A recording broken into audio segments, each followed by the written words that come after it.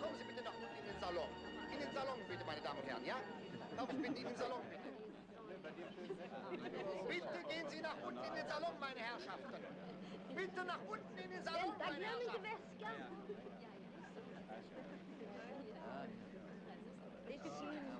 Ja, kommen Sie bitte.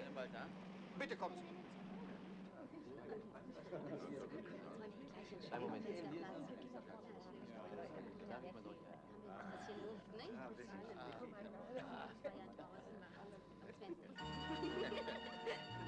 Wo willst du denn hin?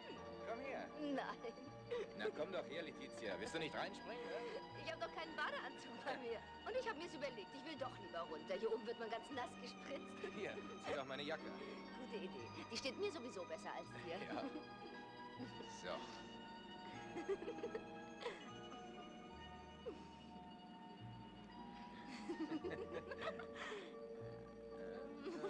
Nein, nicht jetzt.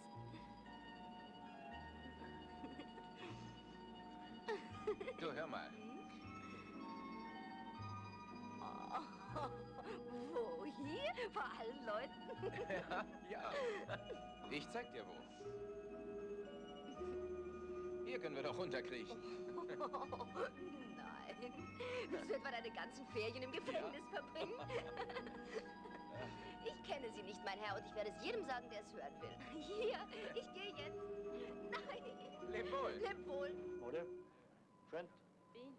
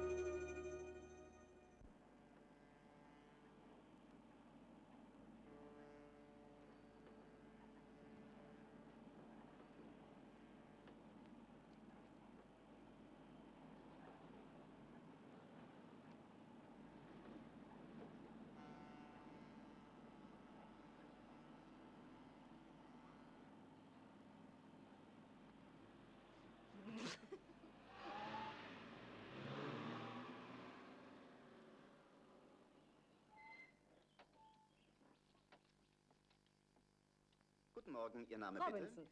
Ah ja, ich weiß, Sie waren schon mal bei uns. Und wie ist Ihr Name bitte? Mr. und Mrs. Jansen. Jansen.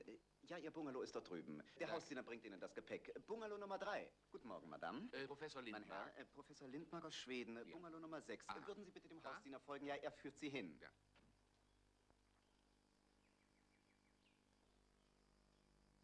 So, da wären wir.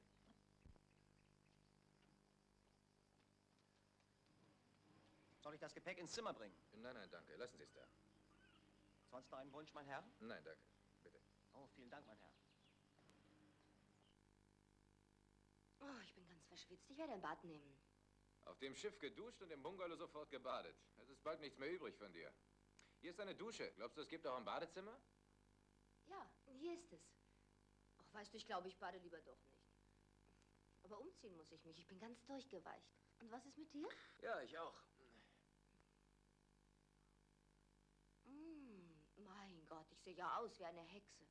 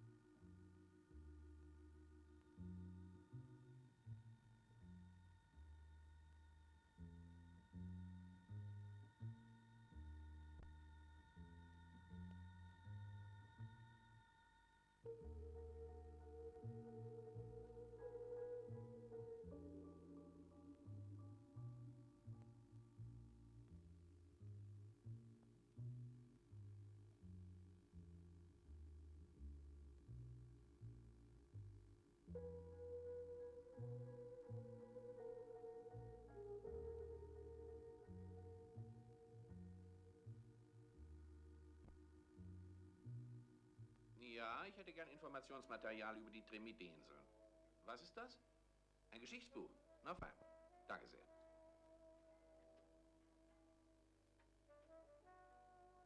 Ik zal je tegen vertellen. Ja, wisst.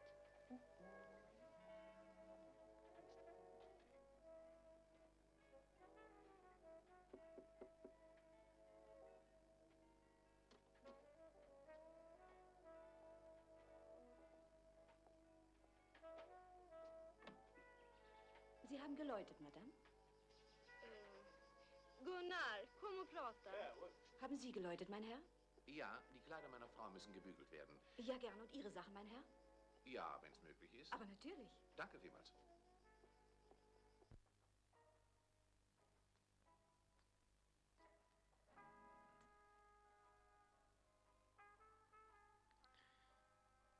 Weißt du, das, was mich an dir immer wieder begeistert, das sind diese beiden süßen Leberflecke. Nein, ehrlich. Sieh sie dir an, mein Schatz. Sie stehen da wie zwei kleine Wachtposten. Ja? Zwei strenge Posten, die ein strategisch wichtiges Gebiet bewachen. Ist das alles, was dir an mir gefällt? Nein, da gibt's noch andere Sachen. Aber wir haben ja noch 7 Tage vor uns, um darüber zu sprechen. Du måste göra någonting åt håret, älskling. Kanske jag kan hitta någon som kan hjälpa dig.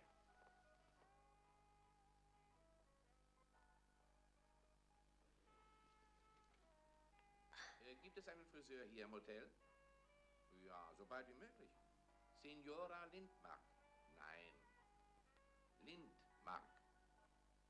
Ja.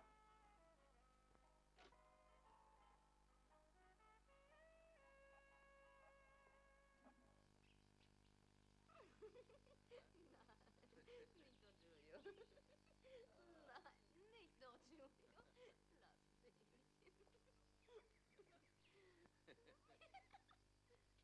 Ich will mich doch waschen. Hör zu, Letizia, ich habe einen Komplex. Und das würde ich dir gerne erklären, weißt du? Das heißt also, ich möchte dir eine kleine Beichte ablegen. Ich kann dir doch ein Geheimnis anvertrauen. Hm? Natürlich, ich erzähle es nur allen meinen Freundinnen. Nein, du ganz im Ernst, wenn sich das rumspricht, wäre ich ruiniert. Aber nicht doch. Was Besseres könnte dir gar nicht passieren. Ich bin nur gut, solange ich wirklich gefordert werde. Es gehören zwei zu dem Spiel. Du tust mir unsagbar leid, armer Junge.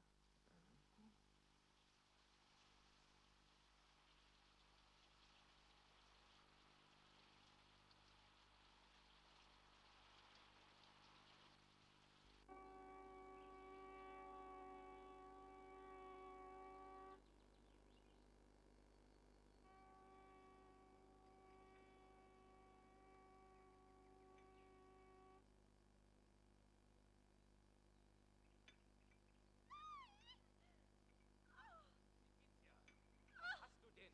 Komm her, was soll denn das? Nein! Ah! Nein, nein!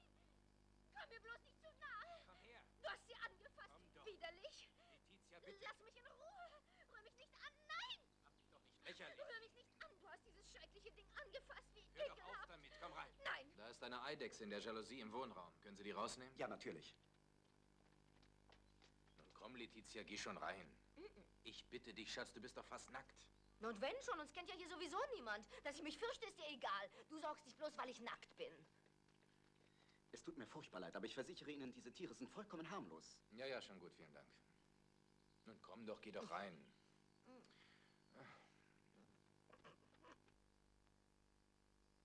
Typisch Hysteriker.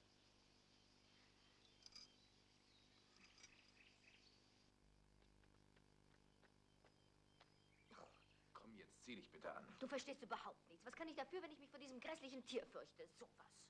Sag mal, wo wollen wir heute Nacht schlafen? Schlafen? Mir ist es egal, wo wir schlafen. In einem Schlafsack. Kannst du mit einer Frau nichts Besseres anfangen, als mit ihr schlafen? Letizia, du bist ein verderbtes Weib. Sehen Sie die weißen Felsen dort drüben? Man nennt sie den sterbenden Elefanten. Sie können den Kopf erkennen, mit dem Rüssel, der ins Wasser hängt. Ah, se på klippan där. Den kallas den döende elefanten. Ser du? Ha! Ja, vad lustigt. Spetsen på klippan ser faktiskt precis ut som ett elefanthuvud med snabeln under vattnet.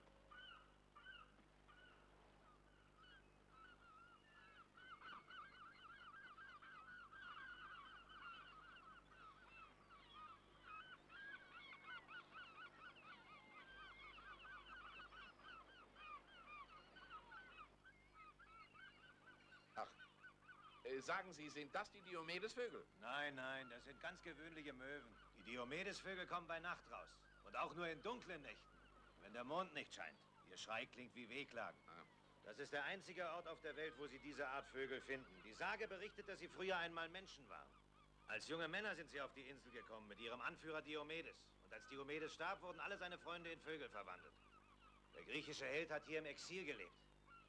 Er hatte seine Heimat verlassen, wie man behauptet, weil seine Frau ihm untreu war. Sie schlief mit seinem besten Freund. Also zog Ja, er fort genug. und... Wir kennen die Geschichte und finden sie nicht so interessant.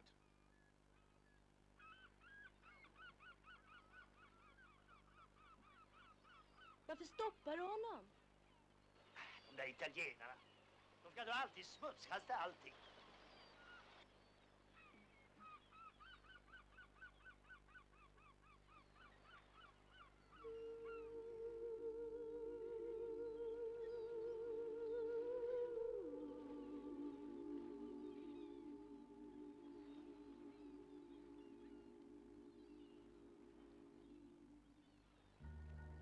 Sieh mal, das da ist die Brücke der Wünsche. Sie soll eine ungeheure Zauberkraft haben. Was für eine Zauberkraft. Die Inselbewohner sagen, wenn eine Jungfrau unter ihr durchfährt, dann heiratet sie innerhalb eines Jahres. Das ist ja fantastisch. Was meinst du? Na, stell dir vor, dass es wirklich Mädchen gibt, die noch Jungfrau sind, wenn sie heiraten. Was sagst du dazu?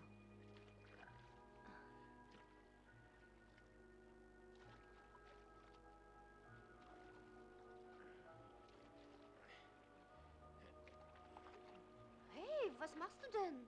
Kannst du dir das nicht denken? Nein. Na, guck mal, wenn es stimmt, dass man heiratet, wenn man hier drunter durchfährt, dann könnte man es ebenso gut umkehren. Ich meine, wenn man rückwärts durchfährt, wird man vielleicht geschieden, nicht wahr? Ich fürchte, solche Wunder kann man noch nicht mal von einer Zauberbrücke verlangen.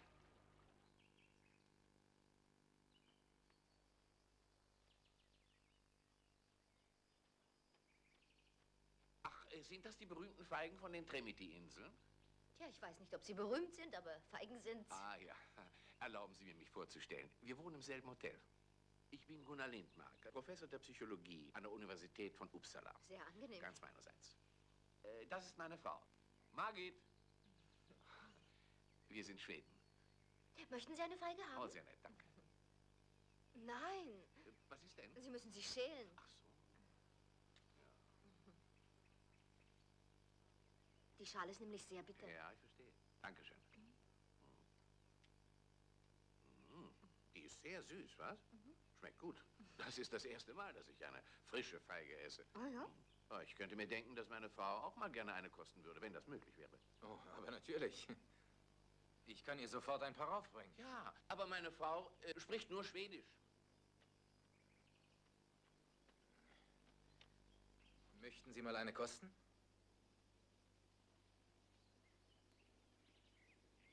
Ja? Hm?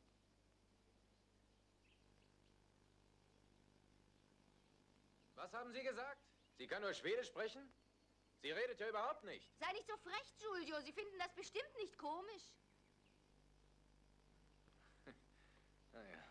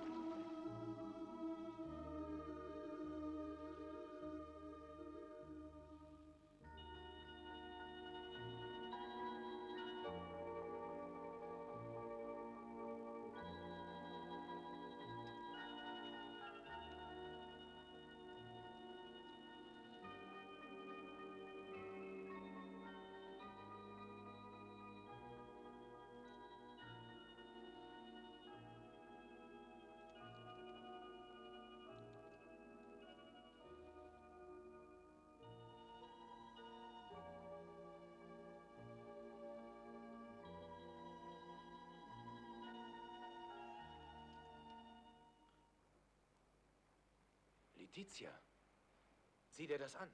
Es gibt Perlen in den Adria-Austern. Hier ist der Beweis. Das ist vielleicht selten, aber es gibt welche. Ach, Giulio, du weißt doch, ich mache mir nichts daraus. Oh, Letizia. Verzeih mir, Letizia. Du musst Buße tun. Ich verspreche dir, dass ich einen Baum pflanzen werde. Hörst du, Letizia? Noch heute Abend. Du hast aber noch gar nicht gesündigt. Na ja, da hast du recht. Das holen wir aber gleich nach, mein Schatz.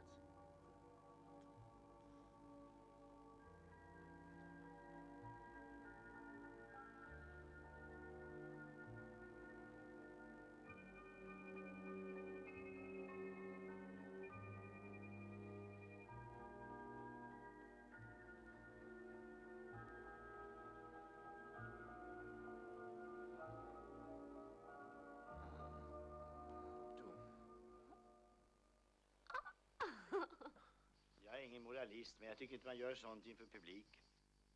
Ciao! Gunnar, vad vet du om kärlek? En hel del, min vän. Fast från en helt annan utgångspunkt.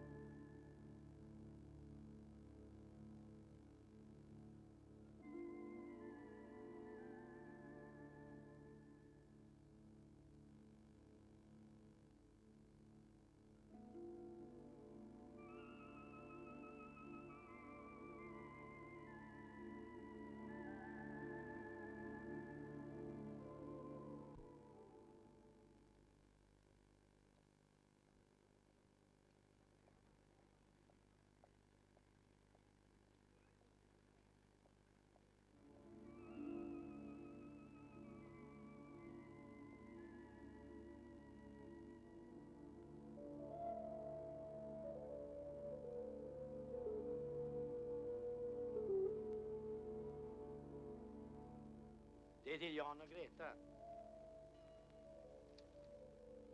Vill du skriva någonting? Jag skrev till dem igår. Ha? Varför sa du inte det till mig? Var det nödvändigt? Det skulle ha gjort mig glad.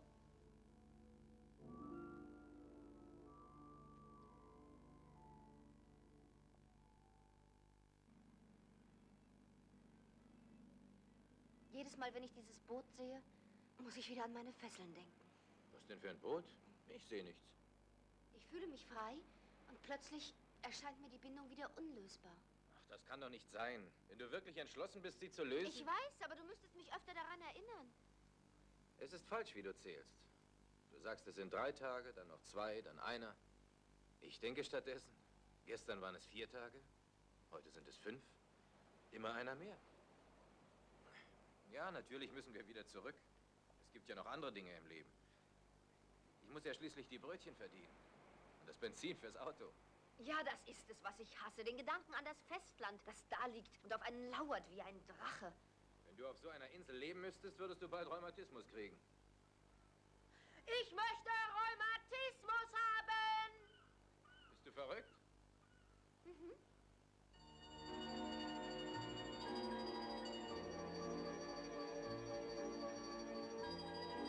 Komm, wir wollen mal ein bisschen Touristen spielen. Aber wir sind doch welche.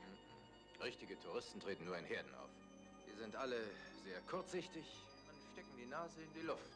Links, rechts, links, rechts. Links, rechts, links, rechts.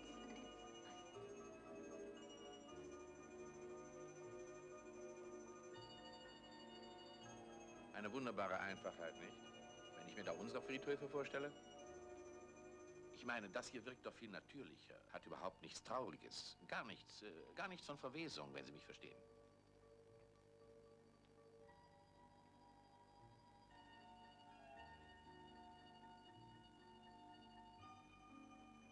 Ist es nicht wunderschön hier?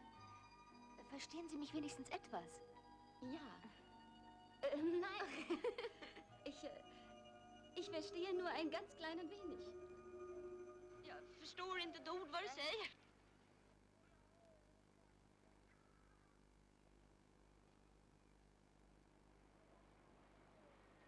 Ich bin sehr gern mit jungen Menschen zusammen. Ich habe immer das Gefühl, sie geben einem etwas von ihrer Vitalität. Dann sind wir also doch zu etwas Nutze, manchmal. Was ist das für ein Stil? Wo kriegen wir den jetzt hin? Das sind die Keller des ehemaligen Klosters. Es ist wirklich eine Schande, dass man das alles dem Verfall überlassen hat. Dieses Bauwerk ist eine Rarität. Es war eines der wenigen Klöster auf der Welt, das als militärische Festung diente. Dieses Motto steht auch auf dem Torbogen am Eingang. Achten Sie nachher darauf, wenn wir wieder rausgehen. Es heißt so viel wie schlagen und zerstören. Ja. Eine nette Art, seine Gäste zu begrüßen. Ja, es waren recht kriegerische Mönche. Heute erscheint einem das Motto sinnlos. Nein. Nein. Sehen Sie, Glaube, gleich welcher Art, ist immer unduldsam. Ja, aggressiv. Duldsam ist bloß die Meinung. Mag sein. Aber eins dürfte gewiss sein.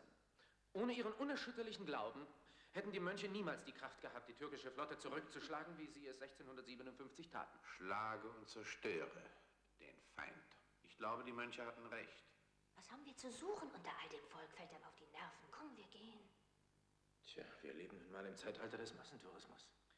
Das ist das Gesetz der Herde. Du weißt ebenso gut wie ich, dass Gesetze dazu da sind, um übertreten zu werden. Komm. Letizia, du bist unsozial. Ja, natürlich.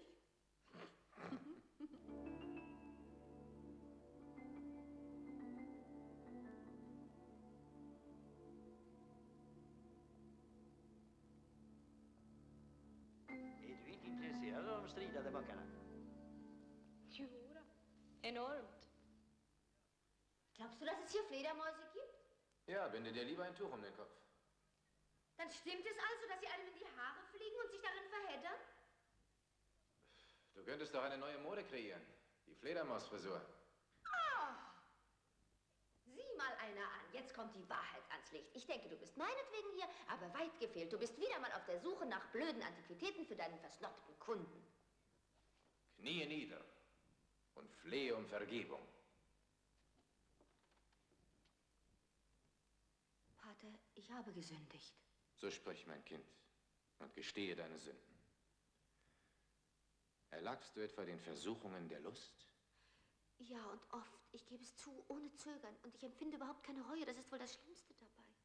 Du musst dich in Acht nehmen, sonst bekommst du kleine Sünder.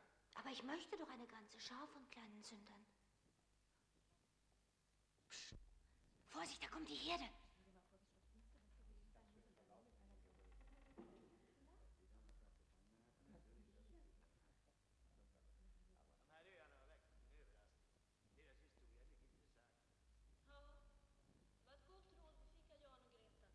Du, det här var bara sol och hav. Nej, klosterfästningen är fantastisk. Här finns mycket att upptäcka. Das sind die Wikinger. Sie kommen näher.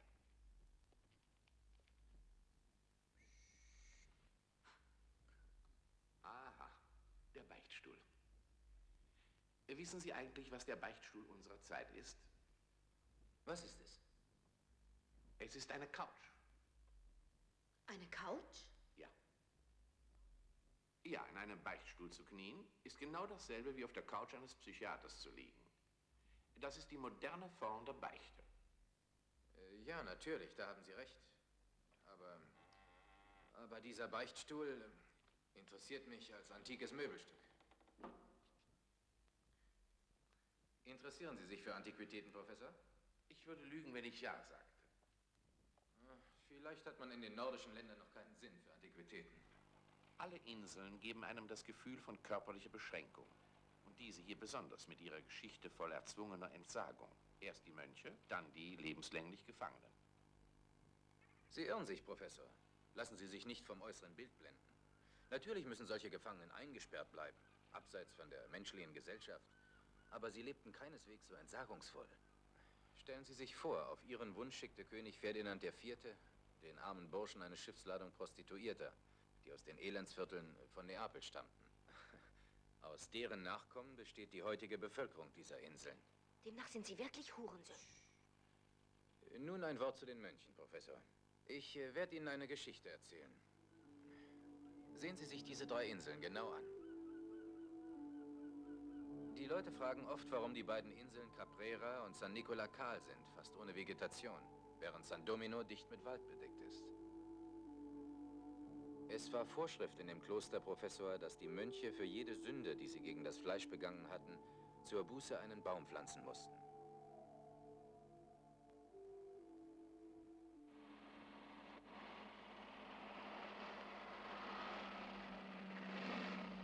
Das ist wenigstens mal was anderes. Das ist schon etwas. Ja, ist jedenfalls amüsanter als im Hotel zu hocken, was? Ich glaube, hier haben die Mönche die jungen Bäume gepflanzt. Du, ich habe das Gefühl, wir hätten auch ein paar Bäume pflanzen müssen, Giulio. Glauben Sie wirklich, dass es auf diesen Inseln solche Diomedesvögel gibt? Ach was. Aber es soll doch wahr sein. Was, sind wir schon da? Weiter können wir nicht fahren, meine Herrschaften. Den Rest des Weges müssen Sie zu Fuß gehen. Ach, jetzt müssen wir wieder laufen. Das hätte ich mir denken können. Bequem ist hier überhaupt Einen Augenblick bitte, meine Ach, Herrschaften. ist ja ein wahres Glück, Lassen dass ich Sie meine mich lieber Stiefel vorangehen. angezogen Ja, habe. Sie kriegen wenigstens keine nassen Füße. Ich habe Sandalen an. Maria, bleib dicht hinter uns. Ich möchte wissen, wie weit wir marschieren müssen. Das ist ja richtig romantisch. Nach so einer Die Tour Dunkelheit. für die Olympiade. So, pass auf. Wo gehen wir eigentlich hin? Wir führen uns wohl in die Höhle des Löwen. Das auf meine alten Pass auf, dass du nicht stolperst. Hier kann man sich leicht den Knöchel verstauchen. Sei doch ruhig. Nur noch 20 Kilometer, dann haben wir es geschafft. Oh. Ja, komm. So, Sei ruhig. Ja, hier geht es. Vorsicht da! Nicht zu nah an den Abhang gehen, bitte. Das ist gefährlich. So, hier werden wir warten, meine Herrschaften. Setzen Sie sich auf den Boden, wenn Sie wollen, aber bitte bleiben Sie vom Abhang weg.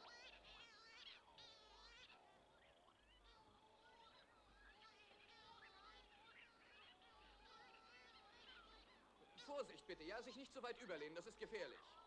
Die Diomedesvögel, eine seltene Albatrossart, gehen nur nachts auf Fischjagd. Jetzt ist gerade ihre Paarungszeit.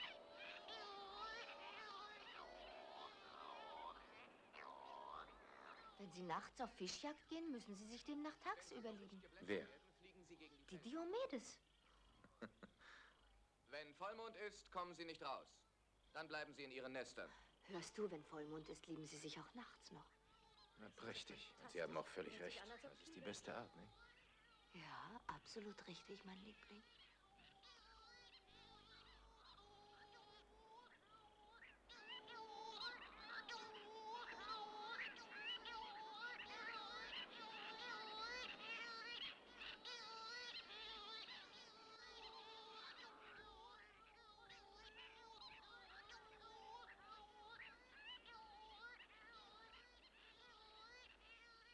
Sieh mal den.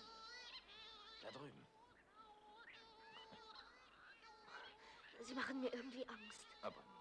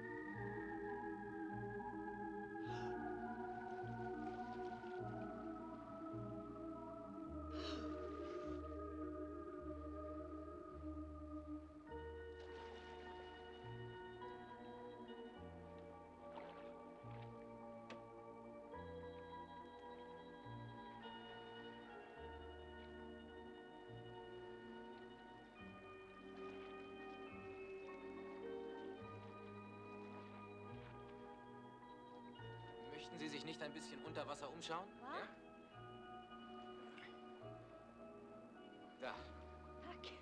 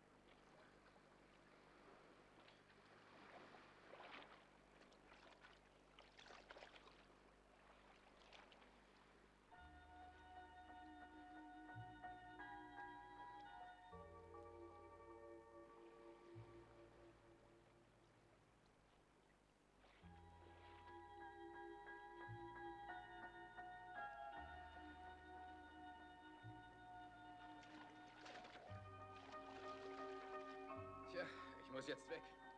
Schade. Wiedersehen.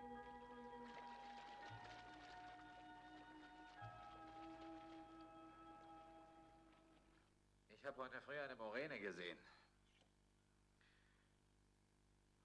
Wenn ich meine Harpune mitgehabt hätte. Peng.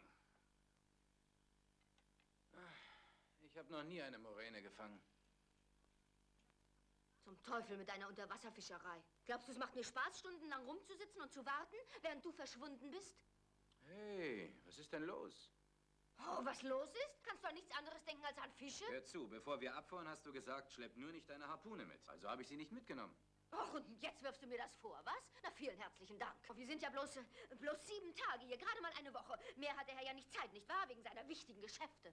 Letizia, manchmal bist du unerträglich. Ach, findest du Mein Lieb- wirklich, ja? Nun gut, noch 24 Stunden, dann sind deine Qualen vorüber. Du kannst dich ein bisschen trösten lassen von der hübschen blonden Schwedin. Was ist eigentlich los, hä? Suchst du Streit? Dann kann ich bloß sagen, ohne mich. Wenn du abgekühlt bist, dann pfeif. Ich kann aber nicht pfeifen. Ja, so ist gut, Herrschaften. Tanz, ja. So ist es richtig. Schneller, schneller. Immer weiter, Tanz. Letizia, schaff ihn dir. Vorsicht, ja, ja. Weg damit. Hör die doch höher, So wird's gemacht. damit sie nicht rankommen. Ja, so ist es gut. Und immer weiter, Tanz. Schön aufpassen, meine Herren. Die Damen sind gefährlich. Ja, und weiter geht's. Die Damen müssen auch oben. Ja, na, bravo. Ja, so, Sie müssen ausschalten, bitte. Ja, Sie.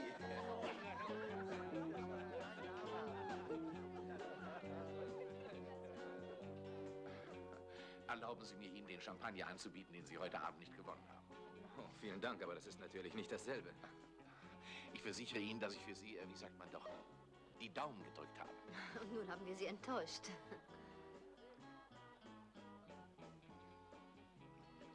Ska vi skåla?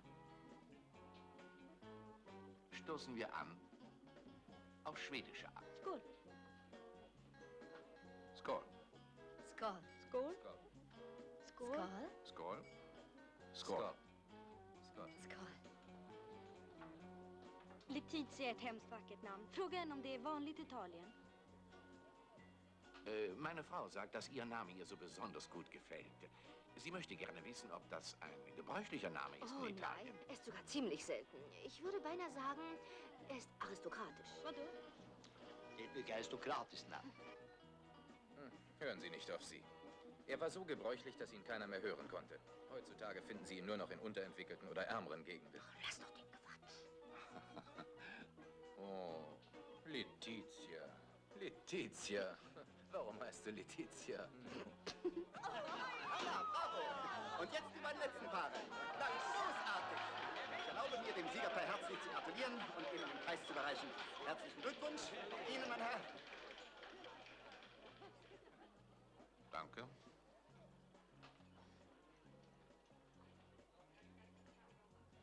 Giulio, warum forderst du die Dame nicht zum Tanzen auf? Ja, aber gerne, Letizia. Würden Sie erlauben, dass ich mit Ihrer Frau tanze, Herr Professor? Aber natürlich. Bonjour.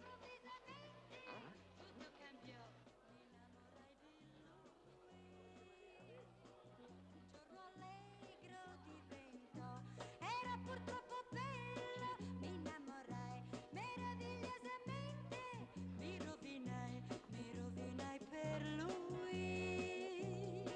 Meraviglioso, meravigliosamente bello, mi rovinai.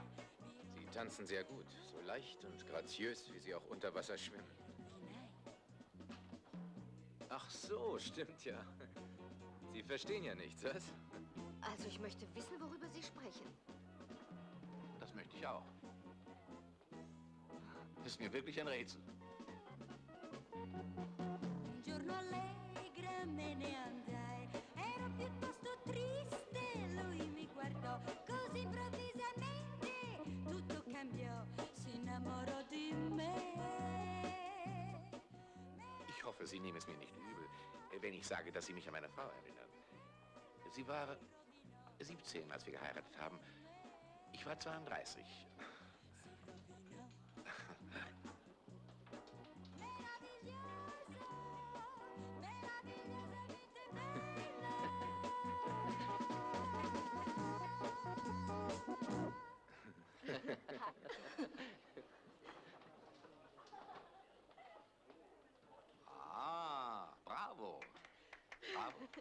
Var roligaste på länge. Meine Frau sagt, dass sie sich seit Jahren nicht mehr so gut amüsiert hätte. Und Sie wollten nicht mitmachen, Professor? Ja, in meinem Alter findet man solches Amüsement nicht mehr sehr amüsant. Oh, oh, oh. Schluss mit dem Professor. Sagen Sie Gunnar. Prosit. Prosit. Skål. You show me how to look at life with different eyes. And even now, I still remember my surprise. You walked in and showed me how to fall in love.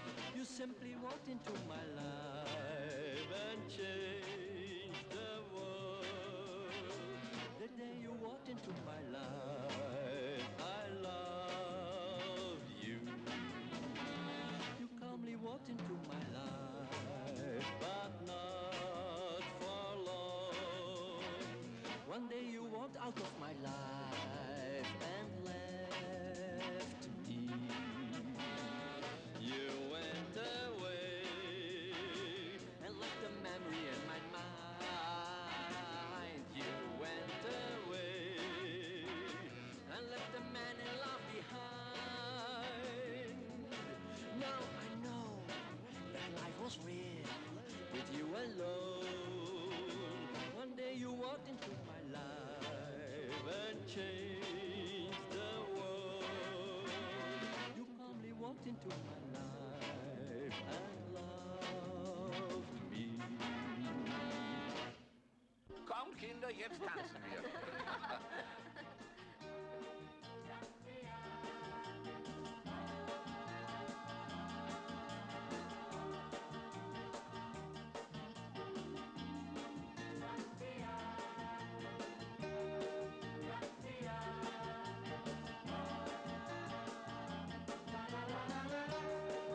Jetzt fassen wir uns bei den Händen und bilden einen großen Kreis. Kommt, Herrschaften, los, ringsherum. Jeder fasst den Nachbarn bei der Hand und dann tanzen wir alle rundherum. Hand in Hand. Auf geht's, ja, so ist gut. Alle miteinander im Kreis herum. So. Und jetzt andersrum.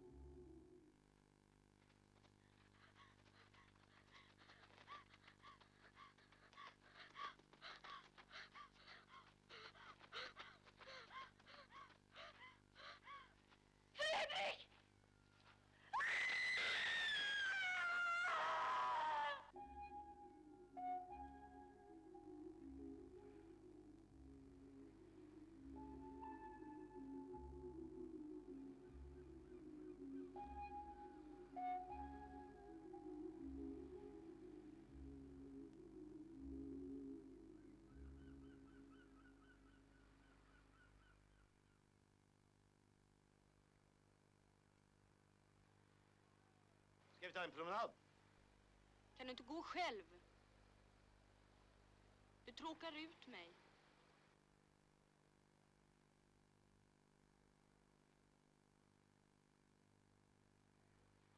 Vart vill du jag ska gå? De här öarna är så små.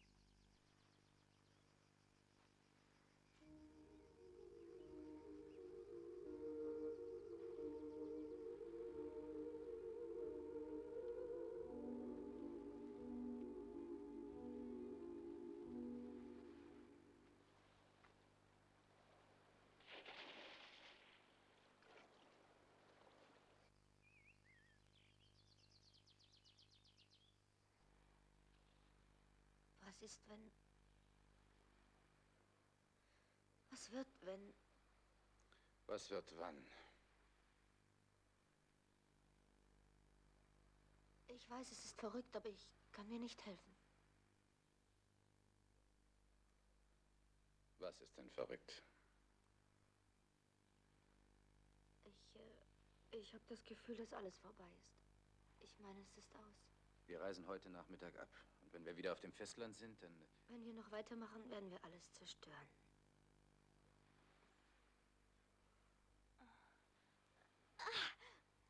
Oh! Sag mal, was ist bloß in dich gefahren? Was ist los? Bist du verrückt? Ich habe dich gebissen, weil ich dir wehtun möchte. Warum willst du mir wehtun? Weil ich... Warum? Warum mir? Weil wir uns lieben und Liebende müssen immer leiden.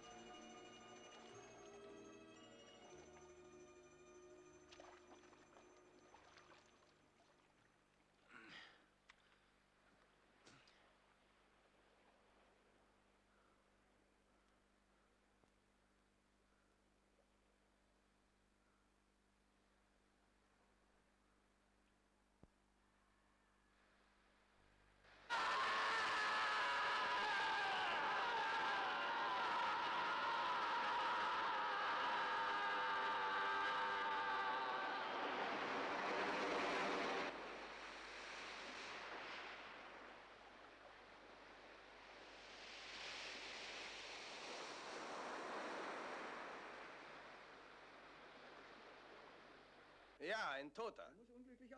Vermutlich ein Unfall. Ein Tourist. Aber die Leute hören ja nicht. Er ist auf einen Felsen gefallen. Nein, er war allein, als der Unfall passierte.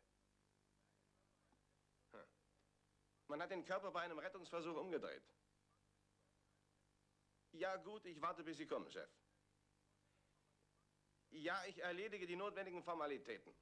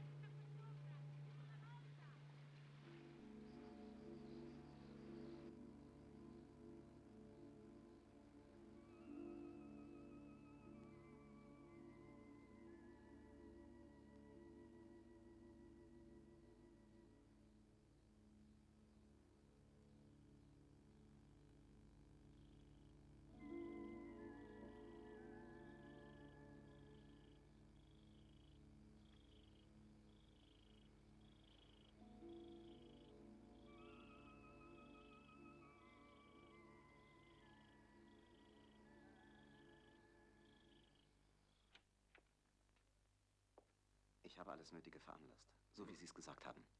Es tut mir sehr leid, Madame. Aber ich muss Ihnen noch ein paar Fragen stellen. Ich habe hier zwar den Führerschein des Verstorbenen, aber das reicht nicht. Ich brauche für das amtliche Protokoll noch ein paar weitere Angaben. Was war er von Beruf? Antiquitätenhändler. Das heißt, er war selbstständig. Ja, ganz recht. Beruf? Antiquitätenhändler. Familienstand? Verheiratet. Er war nicht verheiratet. Wie? Sie haben mich sehr wohl verstanden. Ich war nicht seine Frau. Und was ist mit Ihnen?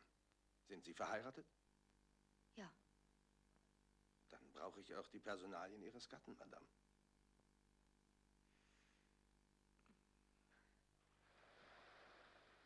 Madame, würden Sie mir bitte sagen, wo Sie die Leiche fanden? Er lag dort unten. Das Wasser stand da nicht so hoch wie jetzt. Ja, das wird stimmen. Es war Ebbe zu der Zeit. Brigadiere, ein Beamter soll sich mal hier hinlegen in der gleichen Position, in der die Leiche vorgefunden wurde. Jawohl. Lag er mit dem Kopf dort? Ja. Ein bisschen weiter nach vorn. Und den Arm ausstrecken. Den rechten Arm. So war es. Das war die Position? Ja. Das hilft uns auch nicht viel weiter. Die Lage der Leiche gibt uns leider keine Anhaltspunkte für die näheren Umstände des Unfalls. Vielleicht ist er hier rumgeklettert, dort oben am Felsabhang, ist ausgerutscht und runtergestürzt. Oder er könnte... Vielleicht hat er beim Schwimmen einen Krampf bekommen. Und dann hat ihn die Brandung auf den Felsen geworfen. Und wie ich Ihnen sagte, können wir die Möglichkeit, dass es kein Unfall war, noch nicht ausschließen.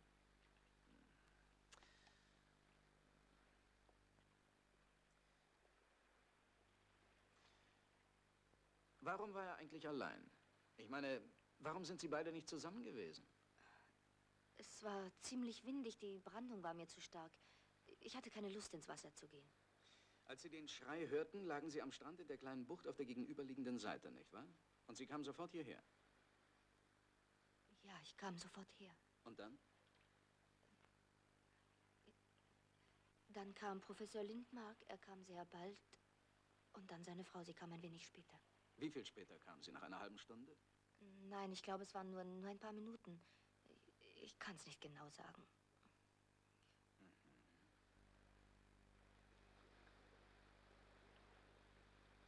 Ja, ich glaube, das wäre im Moment alles. Nein, warten Sie. Es wäre wohl besser, wenn wir uns da oben noch ein bisschen umschauen. Da auf der Klippe. Meine Frau las ein Buch, aber ich konnte meine Zeitung nicht offen halten, weil der Wind so heftig war. Ich stand auf, kletterte auf die Klippe und da sah ich die beiden. Sie waren wie gewöhnlich an ihrem kleinen Badestrand. Fragen Sie Ihre Frau, ob sie auf dem Felsen jemanden gesehen hat oder ob ihr was Ungewöhnliches aufgefallen ist. Ja. Så du någon på klipporna? Någonting ovanligt? Haben die beiden sich Ihnen anvertraut, Professor? Wussten Sie, dass Sie nicht verheiratet waren? Nein. Visste du att de inte var gifta? Nej. De var för lyckliga för att vara gifta med varann. Meine Frau sagt, Sie waren zu glücklich, um ein Ehepaar zu sein. Fredrik och jag var lyckliga med varann. Jag har inte glömt det. Du har inte glömt det. Du har inte glömt det heller. Was hat sie gesagt? Meine Frau ist ein bisschen durcheinander. Ich habe nicht gewusst, dass ihr dieser Todesfall so nahe geht. Sie kannten ihn doch kaum. Oh nein, das hat nichts zu tun mit dem gestrigen Unfall, wissen Sie. Sondern mit etwas, was sich vor langer Zeit ereignet hat. Es war ein ähnlicher Unfall. Und das ist schon ziemlich lange her. 10 Jahre ungefähr. Ein guter Freund von uns beiden. Eine alte Wunde, verstehen Sie? Ja, natürlich. Ich verstehe. Ich habe noch eine Frage, Professor. Ja, bitte. Haben Sie einen Schrei gehört? Oh ja. Ich hörte, dass da jemand schrie. Und dann sah ich, wie Letizia rüberlief zur Grotte. Wissen Sie das genau? Sofort nach dem Schrei sahen Sie die junge Frau zur Unglücksstelle hinüberlaufen. Jawohl, so war es.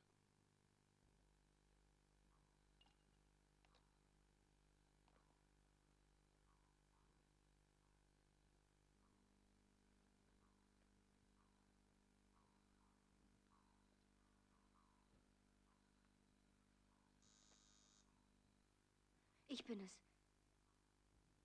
Du, ich weiß es nicht. Was aus Buenos Aires? Mutter, versuch doch bitte, mich zu verstehen. Ja, sicher, ich weiß, dass er mein Mann ist, aber ich will jetzt nicht mit ihm sprechen, bitte. Ich kann es nicht mehr ertragen. Oh, Mutter, es erscheint mir alles so unfassbar. Ich weiß es noch nicht. Ja, sorg dich nicht um mich, Mutter.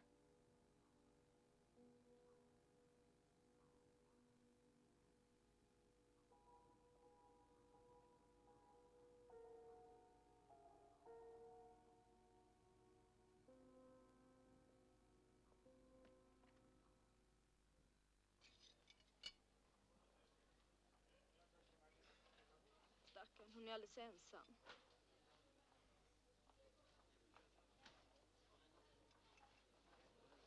Men vi om de känner det.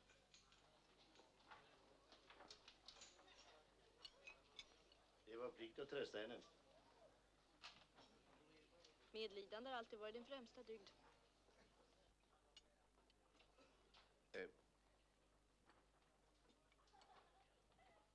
Ich hätte gerne einen guten, hiesigen Wein. Die Apulienweine sind meist zu süß und zu schwer, um sie zum Essen zu trinken. Offen gesagt, sie werden gewöhnlich mit trockenen Weinen gemischt. Darf ich Ihnen eine Flasche von unserem eigenen Anbau vorschlagen? Ja, würde ich gerne mal probieren. Danke vielmals. Aber bitte sehr. Du har alltid förödmjukat mig med ditt medlidande och med din förståelse. Fredrik fick dig att tappa omdömet. Jag räddade dig.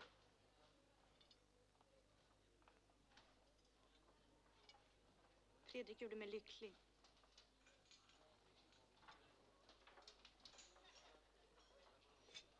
Lyckan är inte att ge efter för sina passioner, sina drifter. Drifter?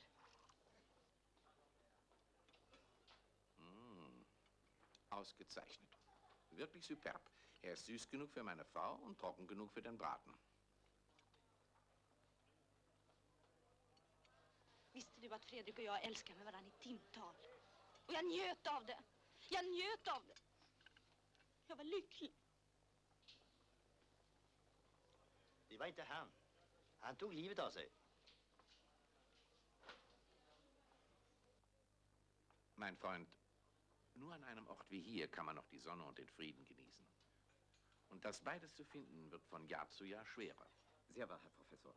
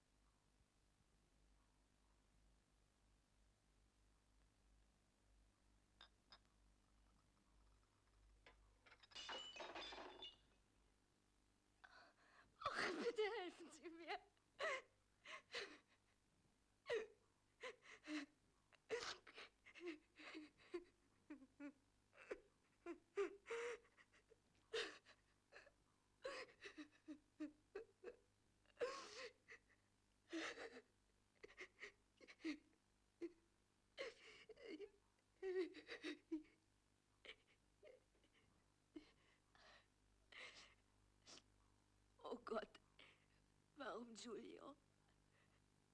Ich kann nicht begreifen, warum. Warum?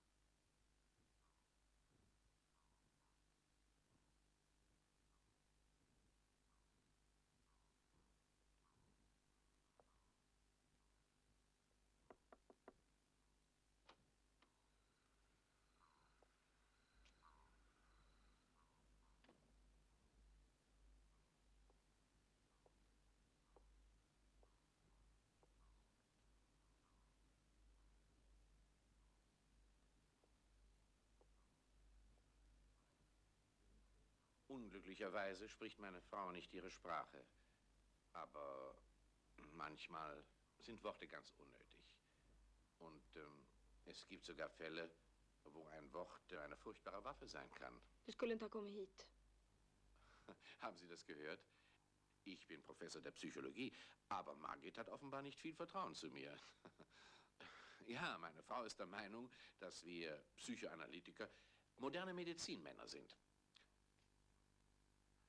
Glauben Sie wirklich, dass man auf nichts im Leben verzichten sollte?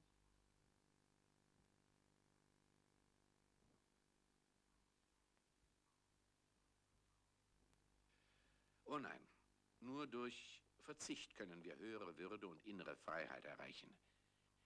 Ich habe ein Buch über das Thema geschrieben. Ich sah es. Bitte. Ich möchte lieber allein sein. Entschuldigen Sie mich. Ja.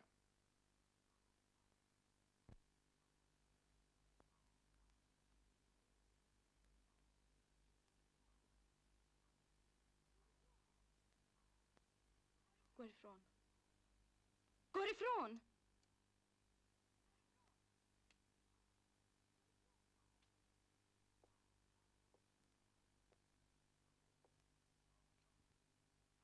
Meine Frau hatte einen Geliebten namens Frederik.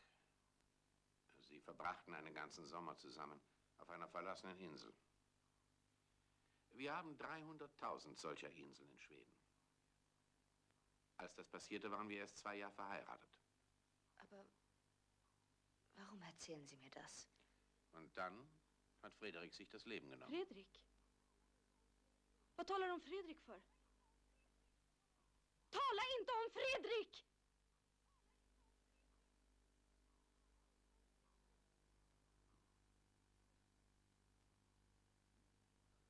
Also ist sie zu mir zurückgekommen. Wie konnte ich mich sträuben, ihr zu vergeben? Ich bin ein Kenner der Psyche. War es nicht meine Pflicht, ihr zu helfen? Ihr Kraft zu geben? Ich sah es. Was haben Sie gesehen? Ich sah euch 2, wie ihr euch geliebt habt. Ihr benahmt euch wirklich schamlos. Am liebsten hättet ihr es gleich dort getan, am Strand. Ihr wart wie die Tiere ohne Hemmung, wie Hunde.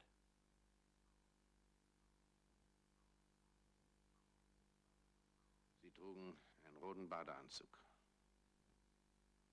Und ich sah, dass sie ihn sich selbst vom Körper streiften. Aber warum haben Sie uns zugesehen? Man darf nicht nur an sich selber denken. Was ist mit den anderen? Haben Sie denn nicht auch Rechte?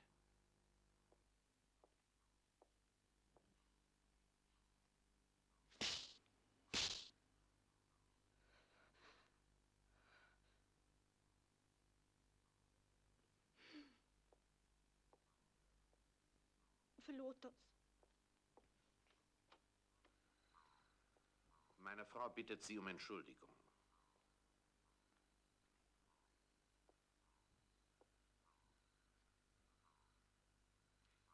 Ich glaube, Glück ist eine Illusion, die schnell verschwindet.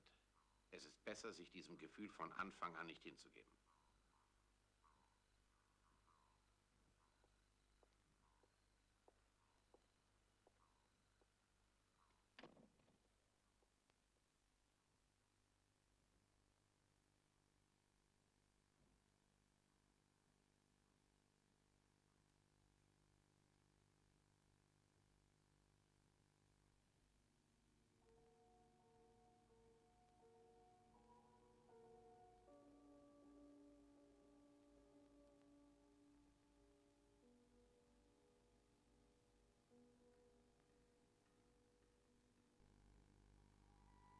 Was machst du da, Giulio?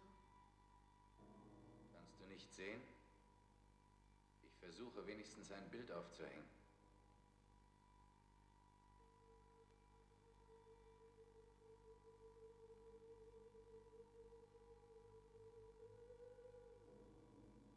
Ich kann mich nicht an den Gedanken gewöhnen. Wie meinst du das?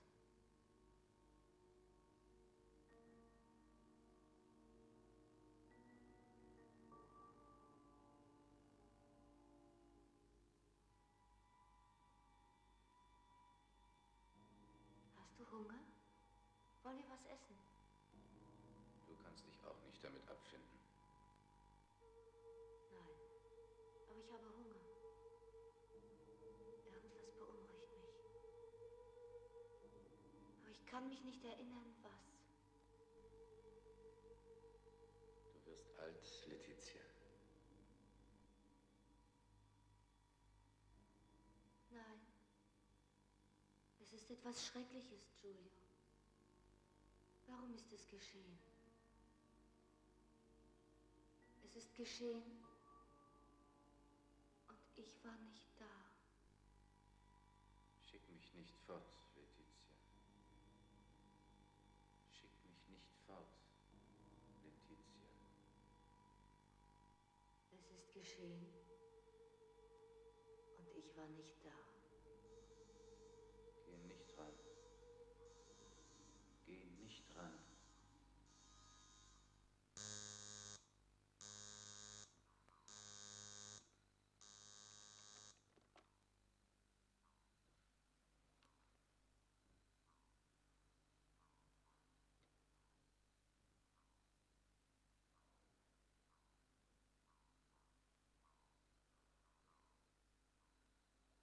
Hallo? Was? Aus Buenos Aires? Nein, ich kann das Gespräch nicht annehmen. Ja, ich verstehe, aber ich kann im Augenblick nicht sprechen. Nein.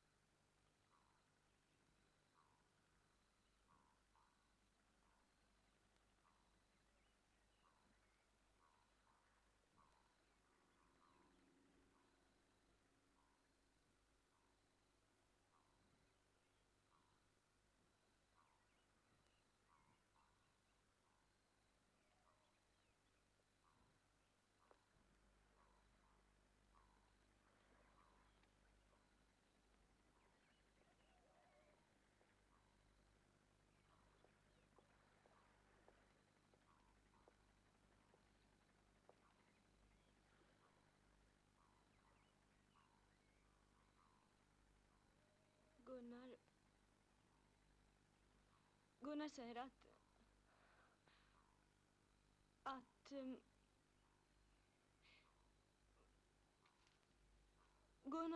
Gunnar såg. Det var Gunnar som gjorde det. Det var Gunnar! Han har gjort det! Han har gjort det!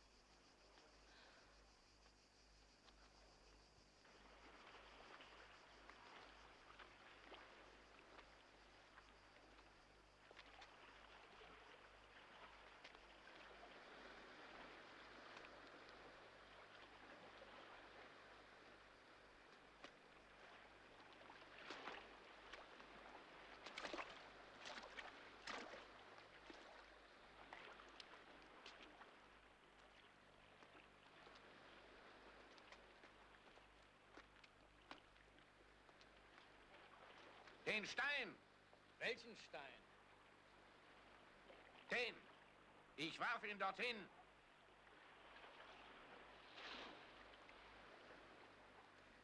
Holen Sie ihn.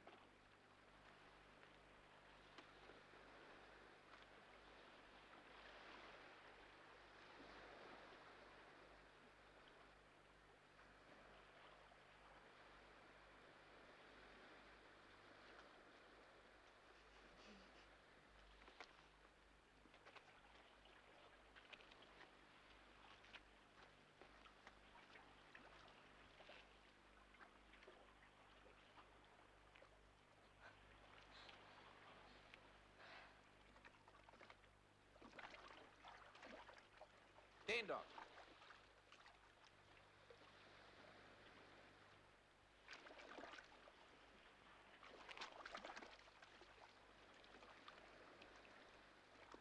Legen Sie ihn dahin.